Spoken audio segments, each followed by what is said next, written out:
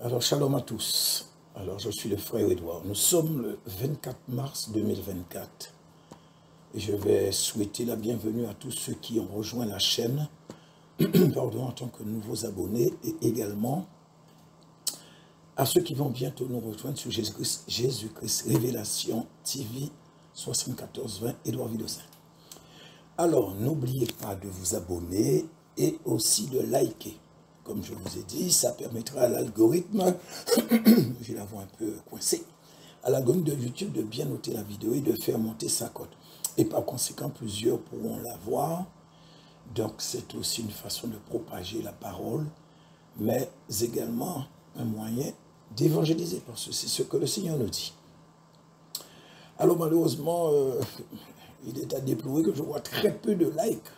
Alors, moi, ce que je veux vous proposer, avant même de commencer à écouter la vidéo, appuyez sur le pouce en l'air d'abord, écoutez le message. Et si ça ne vous a pas plu, alors à ce moment-là, vous pourrez enlever le like que vous avez mis. Mais sachez que ça se pourrait que la vidéo ne vous plaise pas, mais pourrait plaire aux autres.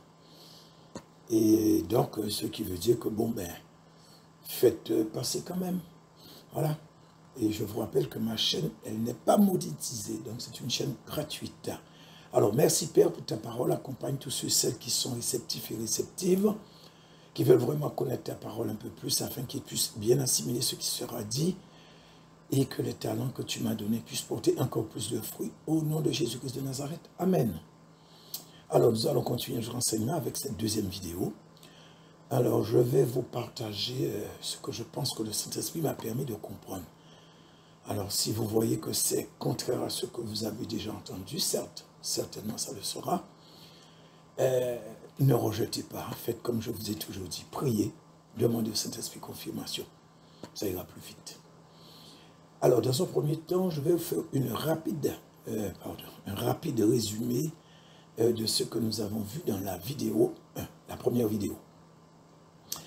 Alors, je vous avais dit que cet enseignement est la suite de l'enseignement sur Daniel, le roi Nebuchadnezzar et l'empire babylonien, que cette année 2024 dans laquelle nous sommes, et ça je prends mes responsabilités pour vous le dire, je vous ai dit que nous étions dans une période de transition qui allait nous faire glisser dans ce que la Bible appelle la grande tribulation. Et qu'il y avait des événements qui ont déjà commencé, et il y en a d'autres qui vont continuer jusqu'à ce qu'on arrive dans cette grande tribulation.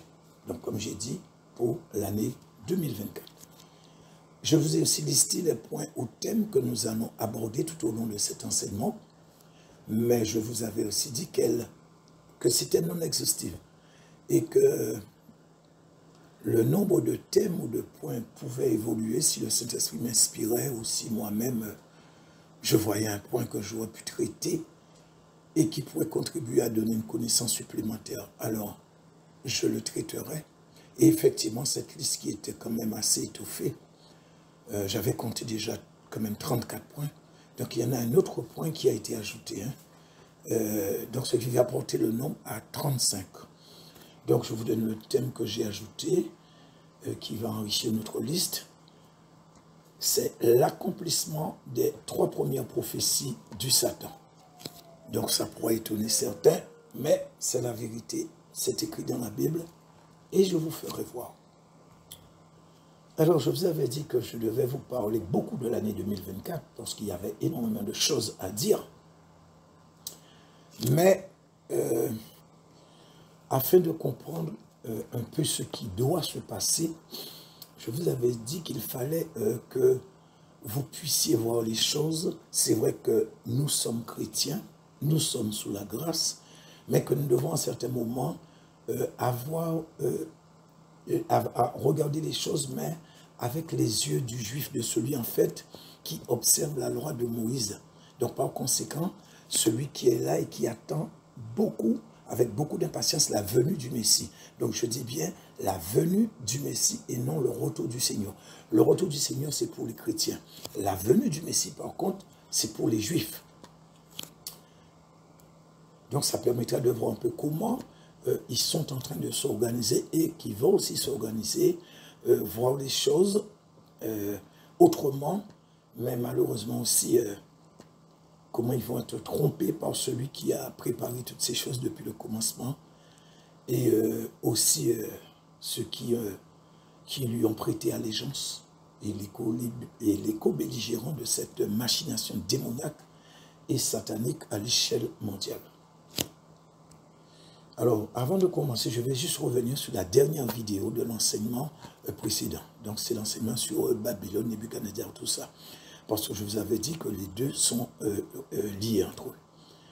Et je vous avais dit à la fin de cette vidéo, donc la numéro 5, que je ne savais pas véritablement ce que ça allait impliquer pour l'année en question.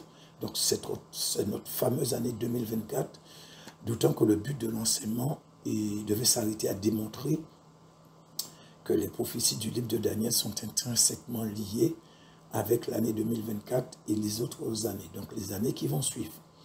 Alors, certes, j'avais quelques idées en vrac dans ma tête, mais vous savez, on ne fait pas un enseignement juste avec quelques idées en vrac dans la tête.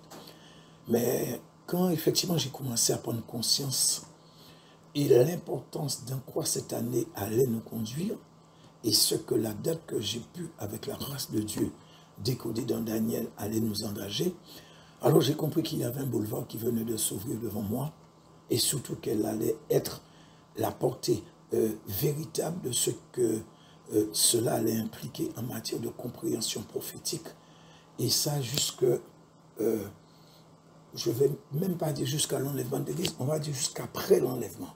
Donc j'ai commencé à méditer sérieusement, et effectivement j'ai prié, j'ai demandé à Dieu de me permettre de comprendre ce qui effectivement était engagé dans ce processus prophétique. Comment je devais comprendre tout ça? Car pour ma part, que Dieu puisse coder une date aussi précise dans une prophétie, ça ne pouvait pas être fortuite. Et d'autre part, nous savons que chez Dieu, dans la Bible, le hasard n'existe pas. Les coïncidences non plus. Tout ce que Dieu a mis dans sa parole, la Bible, a un but. Et ça doit servir pour ses plans. Et c'est bien ce que Deutéronome 29 nous dit. Les choses cachées sont à l'Éternel, notre Dieu. Les choses révélées sont à nous et à nos enfants. Donc les choses cachées pour Dieu et les choses révélées pour nous. Alors, ces choses justement cachées qui sont dans la Bible et qui concernent un temps que beaucoup pensaient si éloigné, un temps qu'ils ne verraient jamais, que cela allait, ou du moins plutôt concerner leurs descendants, enfin, donc leurs enfants, peut-être voir même certains qui disaient leurs petits-enfants. Alors c'est vrai que ces gens devront revoir leur copie, car comme je vous l'ai dit, c'est maintenant le temps. Et je ne vais pas vous cacher, je vous l'ai dit dans la première vidéo j'aurais voulu me tromper sur le timing, mais j'ai retourné les choses dans tous les sens, et il y a trop de choses qui plaident dans le sens de ce que je comprends, pour que je puisse venir à douter ou tergiverser sur ce que je veux venir, et surtout dans quoi nous sommes embarqués, dans quoi nous sommes entrés, et que nous allons entrer aussi. Donc je suis obligé de dire ce que je pense avoir compris. Après, c'est chacun qui voit. Mais s'il vous plaît, frères et sœurs, si vous voyez que ce que je dis concorde, ou encore si vous voyez la pertinence avec ce qui se passe dans le monde, alors réagissez. Ne vous laissez pas distraire par l'ennemi. Mais si malgré cela, certains veulent rejeter, alors qu'est-ce que je peux dire? Sinon, c'est vous qui voyez. Chacun est libre. Mais au moins, le Seigneur ne me demandera pas les comptes pour l'âme de quiconque, car j'aurais fait ma part. Donc, pour reprendre ce que je disais, j'ai commencé à comprendre dans quoi nous étions entrés. Les choses ont commencé à prendre place dans mes pensées, et en fait, ça se bousculait. Donc, c'est ce que nous allons voir tout au long de cet enseignement. Et avec les thèmes que je vous ai cités dans la première vidéo, je ne sais pas, peut-être que je vais vous citer, peut-être dans la vidéo suivante, encore je vais vous citer de nouveau ces thèmes. Mais toutes ces choses seront basées essentiellement sur des livres prophétiques, donc plus particulièrement le livre de l'Apocalypse. Alors nous savons que la Bible commence par le livre de la Genèse et se termine par l'Apocalypse. Le temps de la Genèse est révolu. Il est passé ce temps. Certes, le thème que j'ai ajouté se trouve dans le livre de la Genèse, mais cette prophétie est en train de se réaliser là, sous nos yeux. Et dans tout ça, bon, pour moi, ce n'est pas la peine que nous nous voyions la face. Le temps de l'Apocalypse a commencé. Donc nous sommes obligés d'en parler, même si ça pourrait déranger certains. Nous sommes désormais dedans. Et bien sûr, avec tout ce que ce livre comporte. Donc c'est vrai qu'il est assez effrayant pour certains, je le conçois, et surtout très énigmatique, extrêmement difficile à déchiffrer, tant les métaphores sont nombreuses dedans. Mais si nous voulons effectivement connaître ce qui concerne les temps de la fin, ben, quel livre autre que l'Apocalypse, l'Apocalypse, pourrait véritablement nous aider, nous parler des mystères des temps de la fin. Mais il est vrai que la plupart des livres prophétiques, dont Matthieu, Daniel, tout ça, on va dire qu'entre ces livres-là, il y a un pont qui conduit de l'un à l'autre et revenir encore sur un autre. Donc, ce sont des livres qui sont liés pour les temps de la fin. Et donc, aujourd'hui, nous allons essayer de comprendre une expression qui a été utilisée, et ce depuis quand même 2000 ans, qui est utilisée encore plus de nos jours. Mais pour moi, il y a une sorte d'amalgame, de confusion dans son utilisation. Donc, en fait, c'est ce qu'on appelle les temps de la fin ou les derniers temps. Alors, c'est vrai que elles ont commencé à être utilisées depuis l'époque du Seigneur.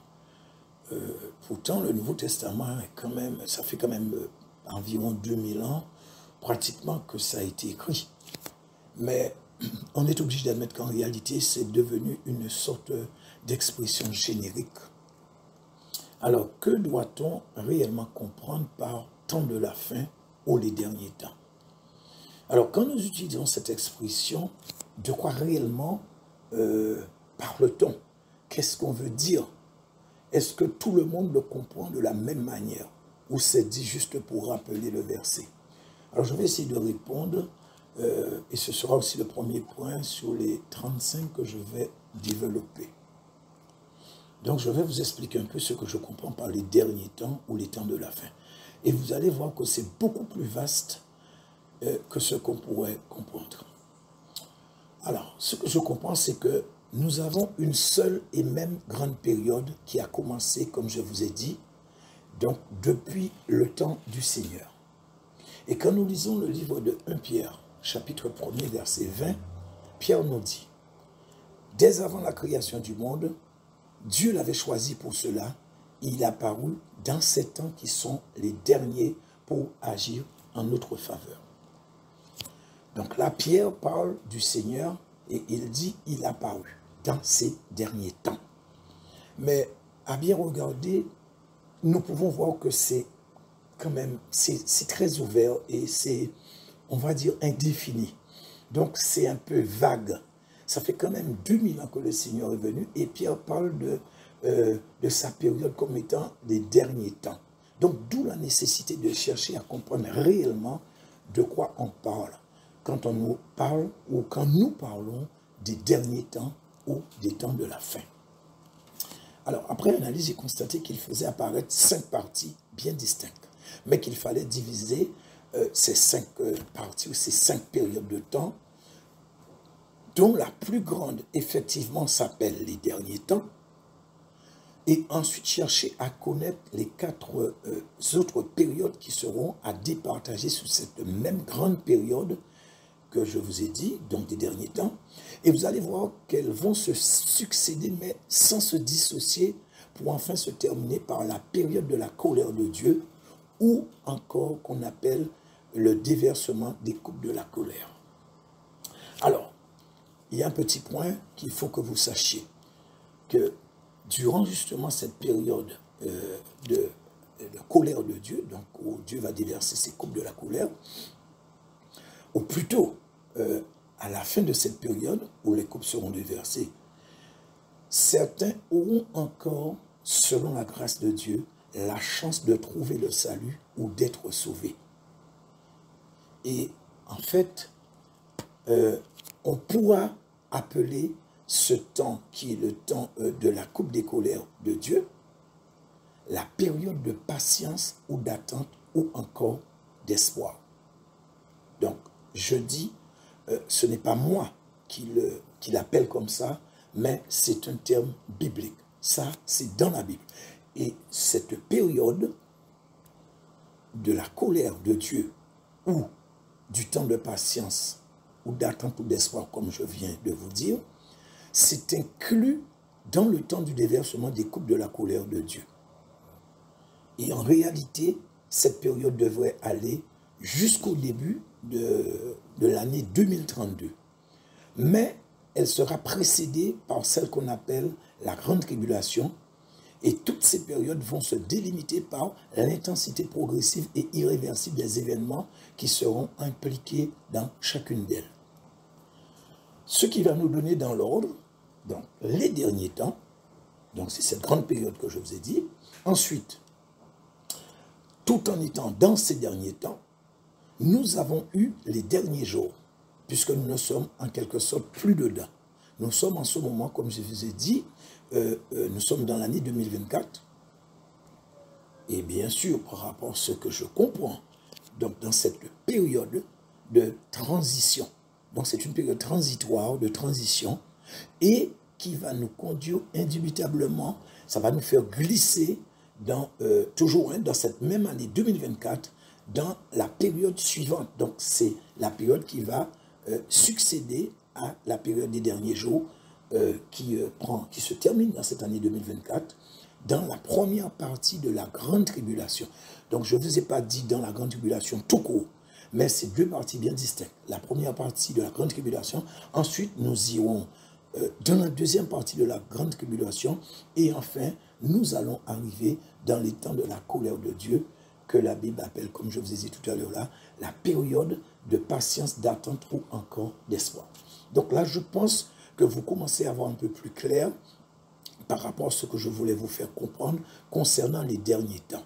Mais je sais que beaucoup avaient tendance à confondre les derniers temps ou les temps de la fin avec les derniers jours. Donc, je vais dire que je vais même oser vous donner un petit bonus en vous révélant avec une certaine précision la durée de chacune de ces périodes. Alors, nous allons commencer avec le commencement. Et c'est tout naturellement que nous aurons en tout premier lieu, donc je vous l'ai dit, en un, les derniers temps. Et je vous l'ai dit aussi, ça doit durer environ, ça doit durer 2000 ans. Donc, de la mort et la résurrection du Seigneur jusqu'à son retour avec les saints. Donc, après la période du déversement des coupes de la colère de Dieu, que la Bible appelle, comme je vous ai dit, les temps de patience ou d'espoir. Ensuite, nous aurons en deux les derniers jours, qui ont duré quelques dizaines d'années, comme je vous ai dit, parce que nous sommes dans une période de transition. En trois, nous aurons la première partie de la grande tribulation qui va durer 1260 jours ou 3 ans et demi. Ensuite, en 4, nous aurons la deuxième partie de la grande tribulation qui va également durer 1260 jours ou 3 ans et demi. Et enfin, en 5, donc ça sera pendant la dernière période, la période du déversement des coupes de la colère de Dieu, qui effectivement va donner à certains un peu d'espoir. Ça va durer exactement 2 mois et 15 jours, ou si vous préférez, 75 jours, si je ne me suis pas trompé dans mes calculs. Et tout ça, comme je vous ai dit, nous amènera au début de l'année 2032, soit dans 8 années, à partir de cette année 2024. Ce qui va faire exactement 2 jours dans le temps biblique, ou 2000 ans dans le temps de l'homme, précisément depuis la venue du Seigneur. Et avec ça, frères et sœurs, je suis désolé, mais je ne peux pas être plus précis.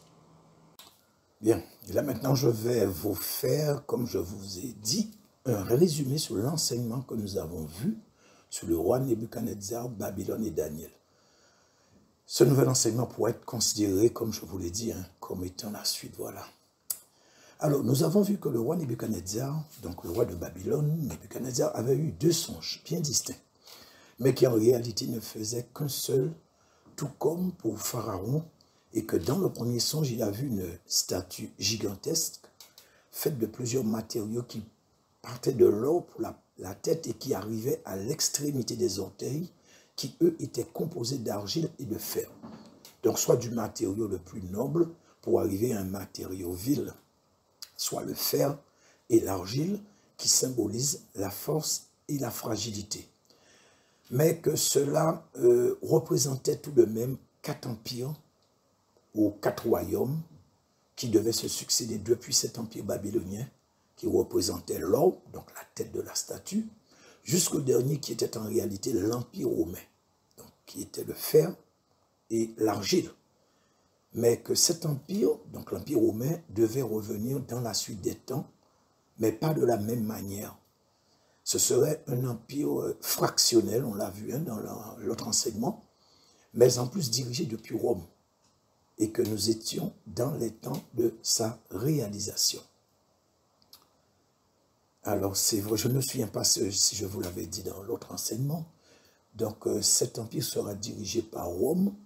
Or nous savons que Rome n'a ni l'étoffe, ni la carrure d'un pays qui pourrait diriger l'UE ou le monde par sa puissance militaire ou sa puissance financière ou autre. Donc c'est clair que quand on parle de Rome, on parle de Vatican. Bien donc, je continue. Et donc dans une deuxième ou une autre vision nocturne, donc toujours le roi Nebuchadnezzar, il avait vu un grand arbre qui était visible de toute la terre et il a entendu un veilleur qui du ciel donna l'ordre de couper ou d'abattre l'arbre, bien que ce dernier le représentait lui, donc le roi Nebuchadnezzar, sauf qu'à ce moment précis, il n'avait pas compris que ce que cela allait impliquer, puisque en fait, c'était une vision nocturne. Donc pour lui, il vivait quelque chose, mais c'est après que Daniel va... Voilà quoi. Et effectivement, tout comme Joseph, je vous l'avais dit aussi, avait fait pour Pharaon en Égypte. Daniel, il a consulté Dieu afin de donner au roi. Donc pour la première fois, on sait que le roi ne se souvenait plus du songe. Donc non seulement Dieu lui a révélé le songe, mais il lui a donné l'interprétation. Et Daniel, effectivement, avait été voir le roi. Il avait donné le songe au roi. Donc, chose extraordinaire, parce que ça a impressionné le roi, puisqu'il ne se souvenait pas du songe. Et quand Daniel le lui a donné, donc, après on nous dit qu'il s'est prosterné devant Daniel. Donc, Dieu lui a permis de se souvenir de son songe, et il a vu qu'effectivement, ce que Daniel disait était bien ça. Et que par conséquent, si Daniel a pu lui donner le songe, il ne peut pas ne pas croire dans l'interprétation du songe. Et en fait, dans cette interprétation, eh ben, le roi, tout comme son royaume, était impliqué dans ce songe, mais ça avait aussi une portée prophétique pour le futur, jusqu'à la fin des temps. Et en dernier lieu, nous avons vu qu'effectivement, avec les éléments que nous donnait l'interprétation de ces songes, qu'en ajoutant le temps que le roi de Babylone, donc le roi Nebuchadnezzar, est resté à végéter, mais cette fois à l'échelle d'un pays, ça nous donnait un nombre d'années qui était 2520 ans. Cela nous a amené, comme je vous ai dit tout à l'heure là, en fait, comment je pourrais vous dire ça, à la naissance du bloc. Donc ça c'était dans un premier temps. Donc la naissance du bloc des 10 nations qui en fait représente les 10 orteils de la statue de Daniel. Donc effectivement, ils ont pris naissance, nous avons vu ça, c'était en 1981, ou du moins c'est en 1981. Et donc moi de mon côté, je devais vous démontrer et prouver l'indissociabilité des deux visions du roi de Babylone. Et ça effectivement, je l'avais fait. Et nous avons vu qu'en ajoutant à cette même année 1981, le nombre d'années de royauté de Nebuchadnezzar, qui était le roi de Babylone, nombre d'années qui doit être inclus dans cette prophétie, parce que, comme je vous ai dit, il ne faut surtout pas oublier que le roi représente la tête de la statue, ça je vous l'ai dit plusieurs fois, c'est écrit plusieurs fois aussi, et que c'est toute la statue qui est concernée par la prophétie. Ce n'est pas qu'à partir du moment où Babylone est tombée, mais c'est toute la statue qui était concernée, donc y compris la tête. Donc par conséquent, on doit comptabiliser aussi le temps que représente la tête de la statue, et qu'en réalité, en fait, ça concernait le temps de monarchie du roi de Babylone sur l'empire babylonien. Et effectivement, il a régné pendant 43 ans. Donc, le bloc qui représente les 10 orteils de la statue de Daniel a pris naissance, accomplissant ainsi avec précision la prophétie des 7 ans qui convertit nous donnait, comme j'ai dit, 2520 années. Et ceci, selon les règles ou la règle de Dieu qu'il a fixée pour les nations ou pour une nation. Et maintenant, en ajoutant justement ces 43 années, on était tombé au 12 octobre 2024. Et effectivement, je vous ai parlé de cette date dans les thèmes que nous devons développer. Alors, je vous l'avais dit aussi, ce fameux 12 octobre 2024 tombe étrangement un jour de fête pour la nation juive. C'est le jour le plus saint, le plus sacré dans le judaïsme. Ce sera le Yom Kippour. Vous pouvez vérifier sur Internet ou je ne sais pas, comme vous voulez. Mais ça tombera, le Yom Kippour va tomber le 12 octobre 2024. Et nous savons que ce jour est très considéré par le peuple juif. Et donc, pour ajouter une autre coïncidence, ça tombe un jour de Shabbat ou de sabbat. Tout juste, 4 jours avant la fête de Sukkot, plus connue sous le nom de la fête des tabernacles. Et le fait que ça tombe 4 jours avant la fête des tabernacles, autant que je me souvienne, c'est la seule fête qui sera célébrée pendant le millénium. Donc, si je ne m'abuse, il me semble, autant que je me souvienne, c'est ça. Et ça m'a intrigué au plus haut point. Parce qu'en fait, ça n'a fait qu'augmenter la liste de ce qui pourrait paraître être des coïncidences. Et c'est une liste qui est déjà assez longue. Je vais vous le faire voir. Et en fait, c'est le fait que ce soit 4 jours. 3 jours, je n'aurais pas tellement donné. Enfin, oui, j'aurais pu donner de l'importance. Mais 4 jours, vous allez voir après pourquoi je vous dis, c'est le fait que ça soit 4 jours, ça m'intrigue. Donc, en fait, voilà ce qu'on avait vu sur l'ensemble de l'enseignement sur Daniel, Babylone et le roi de Nebuchadnezzar. Donc, je viens de vous parler d'une histoire de ce qui pourrait sembler être des coïncidences. Je vous en avais parlé aussi dans la vidéo numéro 5 de l'enseignement sur Daniel, etc. Je vous en ai parlé. Et là encore, je vous en parle encore. Et je vous ai dit que vous allez voir encore beaucoup plus. Et moi, ce que je prie le Seigneur qu'il vous donne à comprendre les choses parce qu'il ne faut pas se voiler la face. Le livre d'Apocalypse est très compliqué. Et moi, je ne veux surtout pas tomber dans de l'interprétation avec vous. Je ne pourrais pas vous dire ce que je ne comprends pas. S'il y a un domaine qui me fait défaut, s'il y a un domaine où j'ai une carence dans le livre de l'Apocalypse, peu importe même Daniel, il y a par exemple dans Daniel certains chapitres où j'ai déjà lu 10-20 fois, mais je n'arrive pas à retenir. Et par conséquent, donc, je ne peux pas analyser, je ne peux pas méditer. Donc ces chapitres-là, je les mets de côté.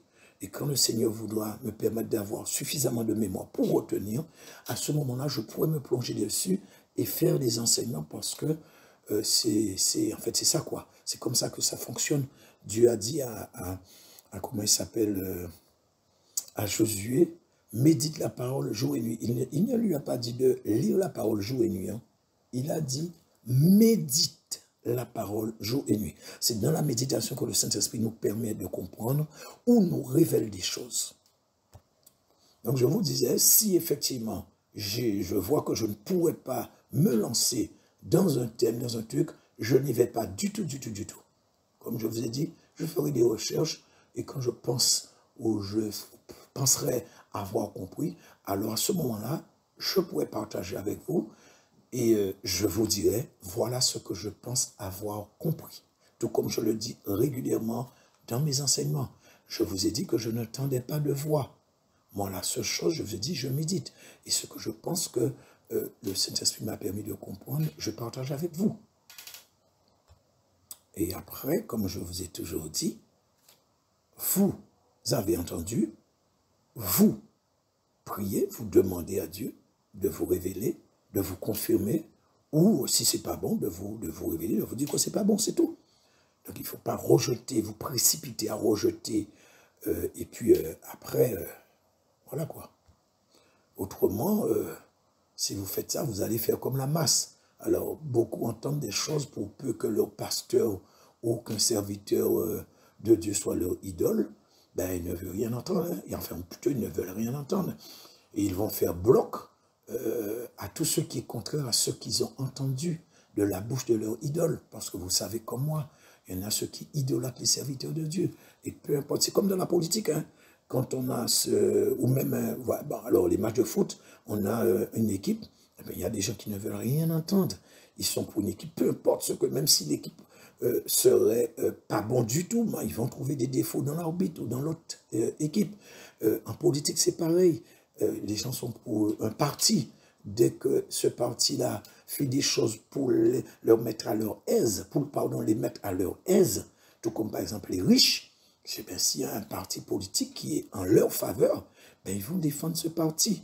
Mais la grande population, enfin la grande masse, la population entière est en train de souffrir. Et la population voit que non, c'est pas bon, c'est pas juste. Donc comme on dit, chacun voit midi à sa porte. Mais il y a quand même, il y a une justice. Et donc pour revenir, je disais, donc de ne pas faire comme ces gens.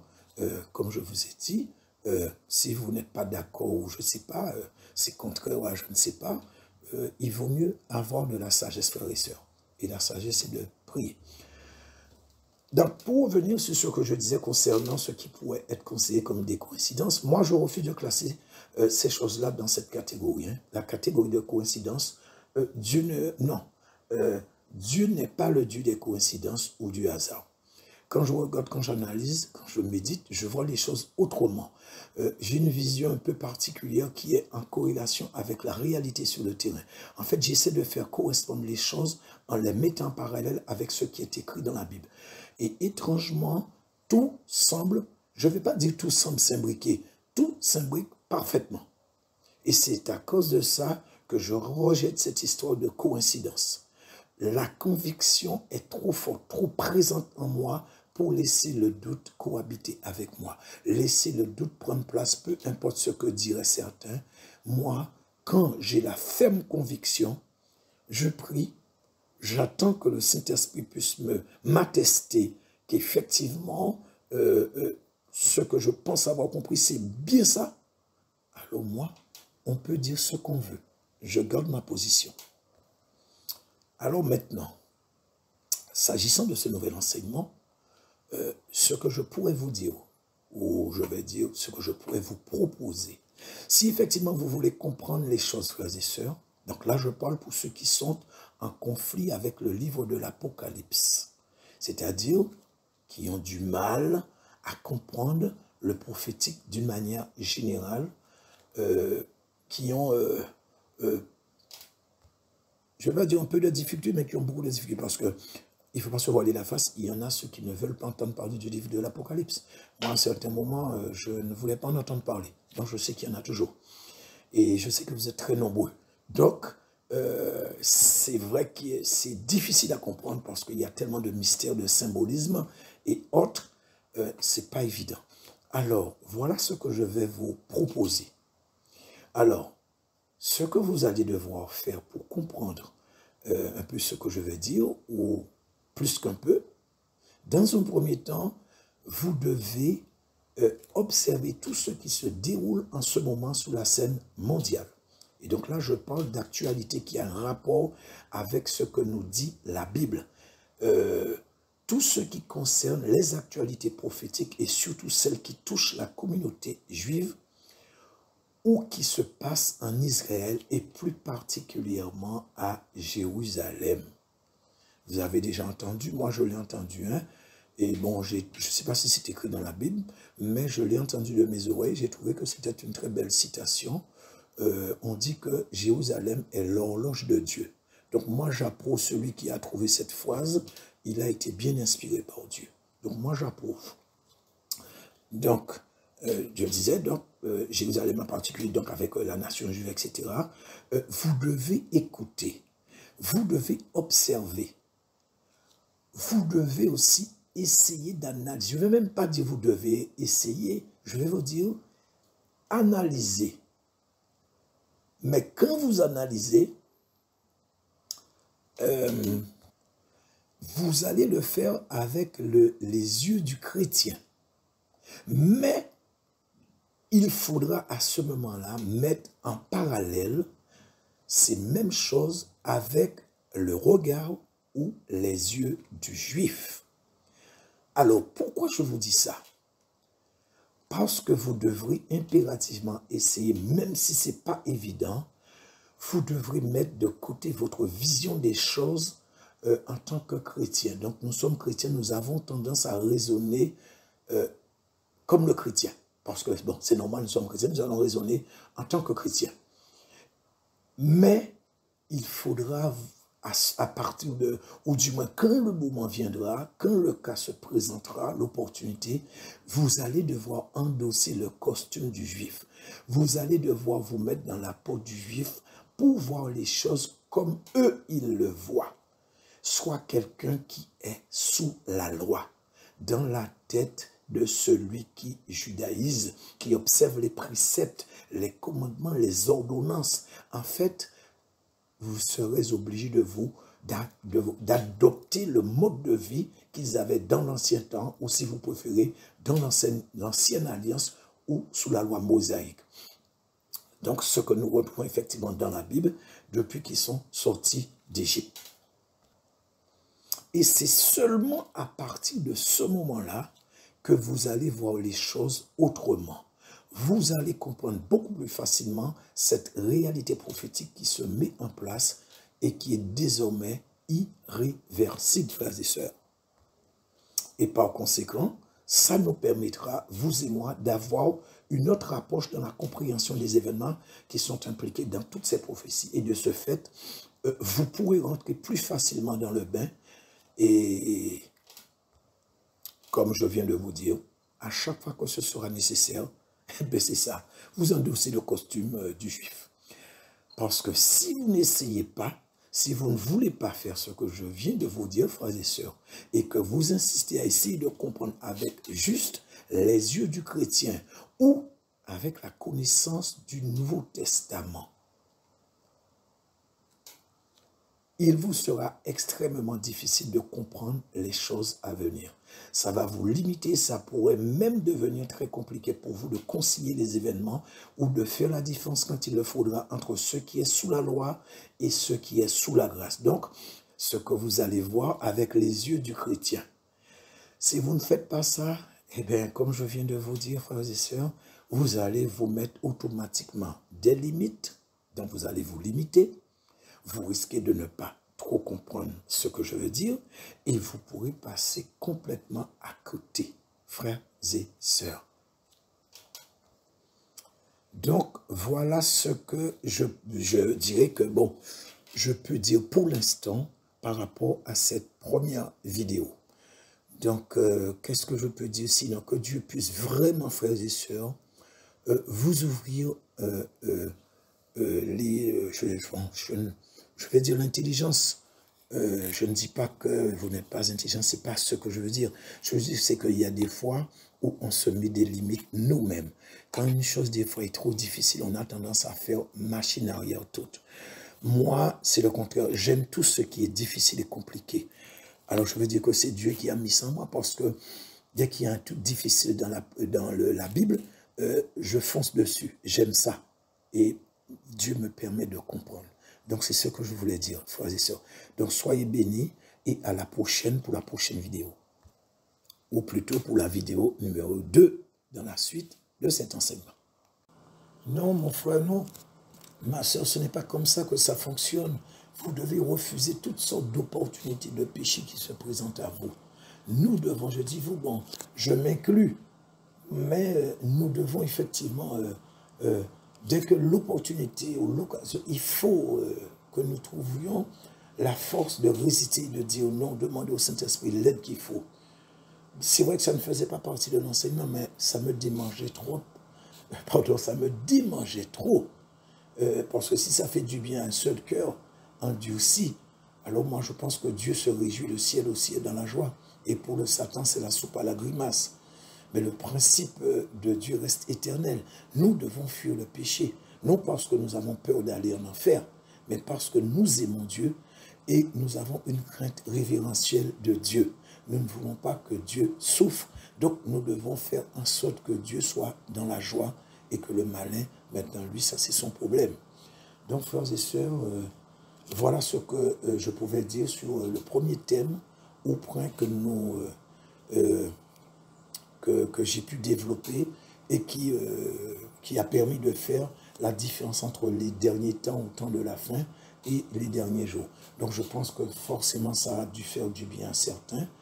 Et donc les deux prochains points ou thèmes que nous allons voir, peut-être plus, je ne sais pas encore, je le verrai. Alors il y aura le jugement sur la Babylone financière et nous allons aussi voir l'année 2024, comme je vous avais dit, et ce que représente prophétiquement parlant l'année 2024. Soyez bénis et à très bientôt pour la vidéo 3.